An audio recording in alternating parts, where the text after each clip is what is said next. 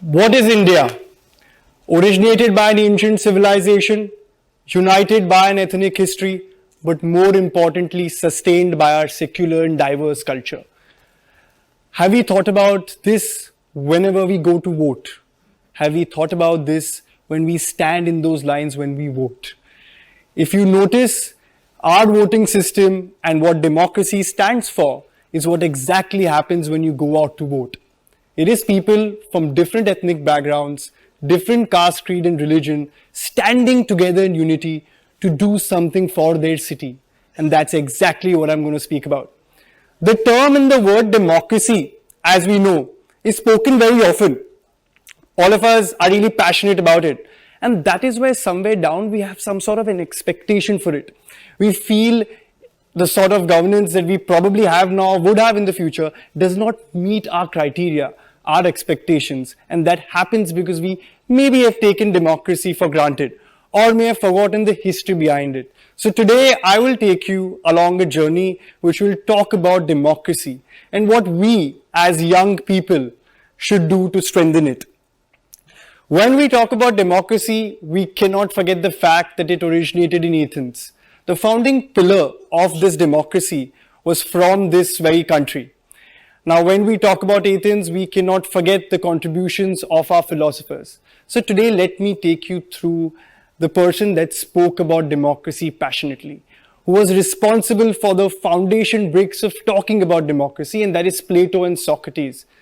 So in Plato's book, he talks about how democracy has its flaws and how it evolves over a period of years.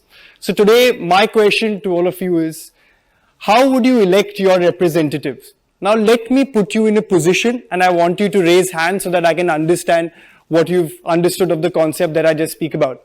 Now, when we talk about an election or when we talk about a situation, let's put ourselves in a situation where we are probably traveling by sea. Now, to steerhead a ship, we need somebody.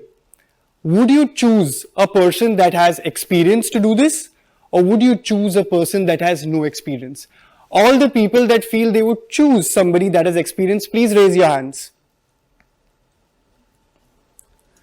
Now, everybody that sort of feels and is not going to select somebody that does not have any experience, put your hands up. No one. I absolutely cannot see any hands. So why do we elect, or why are we using the opposite theory when we go out to vote? Why do we have old people about the age of 60 running and ruling over a country that essentially has young people? And that's exactly what I'm going to speak about. Moving on to another example that Socrates speaks about, which is how we have elected people over the years.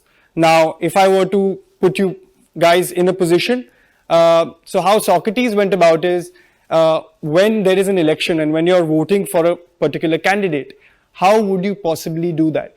Now, let me take two examples. Let me take a doctor as opposed to a sweet shop sort of owner. Now, while there is an election debate between these two sort of candidates, what will the sweet shop owner say? He'll look at the doctor candidate and he will say passionately, don't vote for him. This guy or this girl or whatever representation they have gives you these bitter tablets, tells you what you need to do, and so don't vote for this person because the lifestyle that that person is offering is not good. Whereas a sweet shop owner will hand over a sweet to you. And for that movement or for that time, you will feel that, oh, this is great, this is nice. But what Socrates plans to tell us through this journey is very simple, that over the years, we've appointed in offices more sweet shop owners who will give you the remedy for the time being, but what that will do is destroy the framework of our democracy. He feared that a democracy will turn into a demagoguery, and that's exactly what I'm going to speak about today. Moving on to the right. Now, where does this right to vote come from? All of us know that we have a right to vote, but where does it come from? Which part? So, the article essentially speaks about where the right to vote comes from. It essentially tells you in so many words that if you're an Indian citizen, you can go out to vote. Of course, 18 years is the barrier for every voter. Now, not long ago, this wasn't the rule. I mean, earlier there was an amendment which said that if you were above the age of 21, only then you could vote. But in the Rajiv Gandhi government, we reduced that to 18. What we see is a large amount of young people who were given the opportunity to essentially go out to vote by just making this one amendment. Now, the evolution of getting this article and getting this right to vote wasn't easy. It started out with the India Council Act in 1990.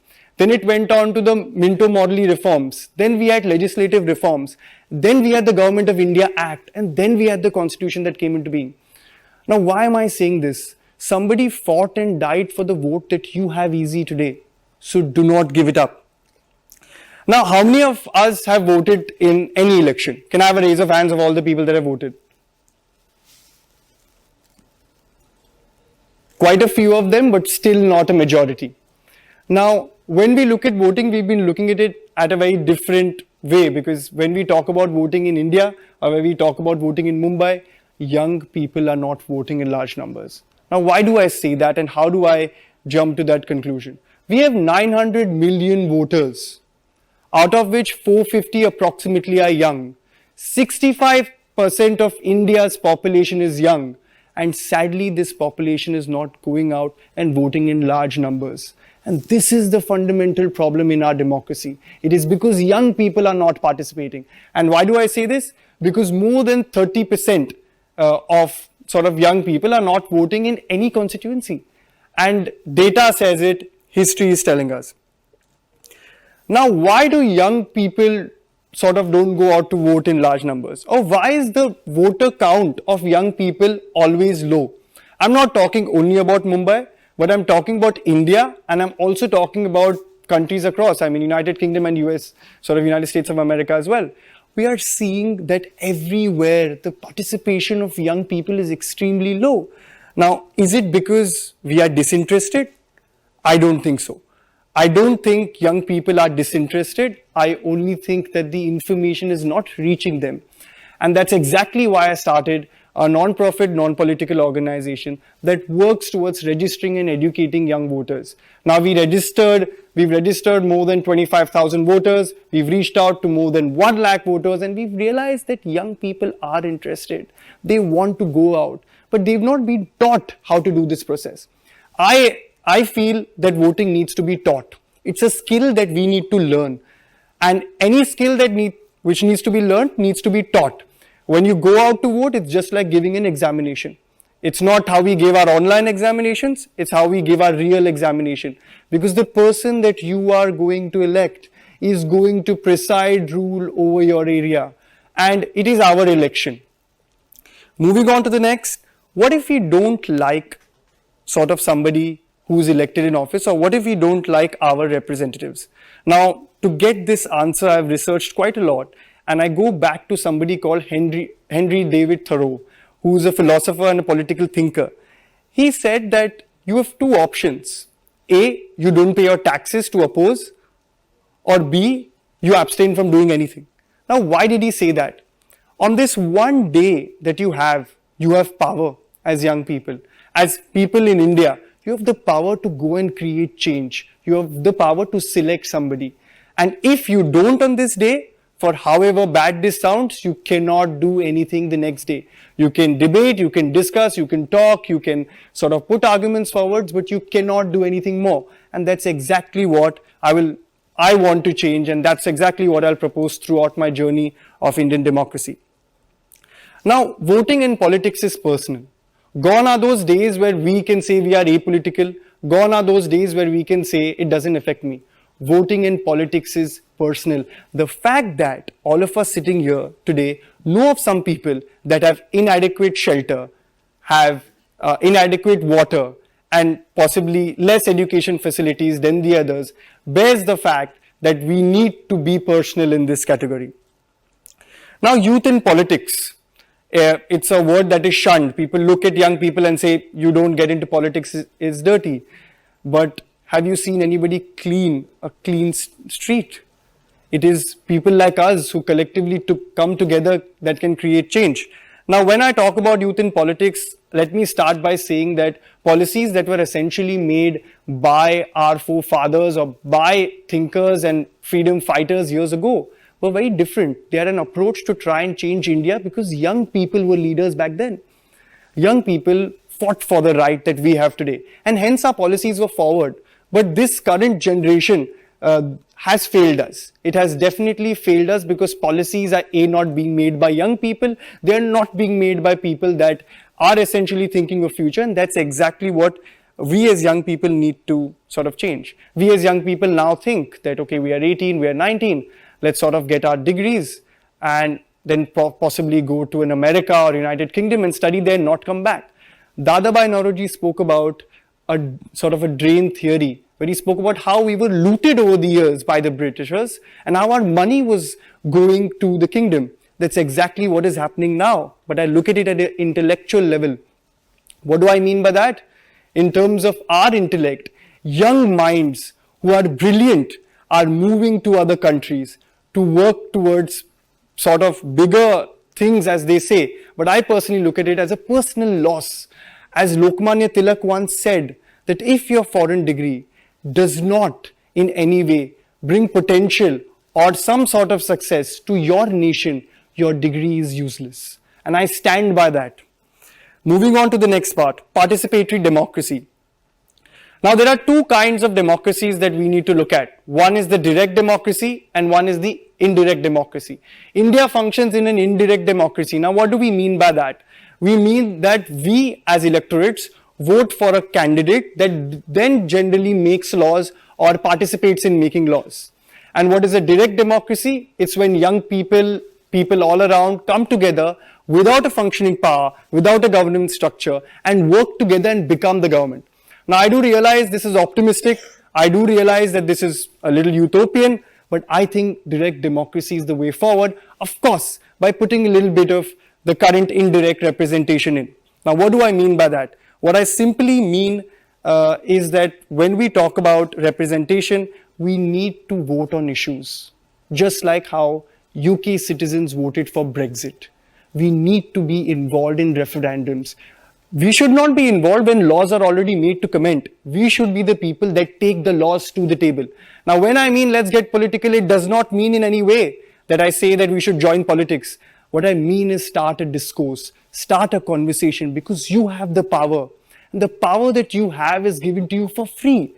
And if we've not worked hard for it, at least let's do something more for our nation.